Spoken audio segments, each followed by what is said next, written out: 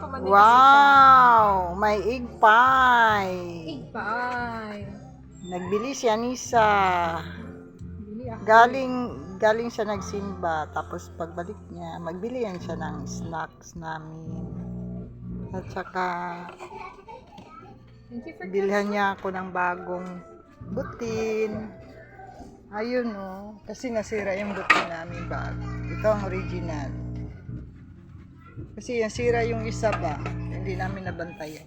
Tapos binilhan niya din ako ng maliit nga thermos.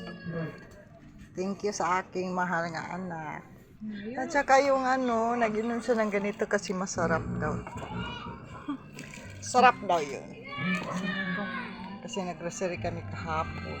Tingnan mo yung egg pie niyo. Tingnan mo. Wow! Ang sarap-sarap. Pwede na ako makuha.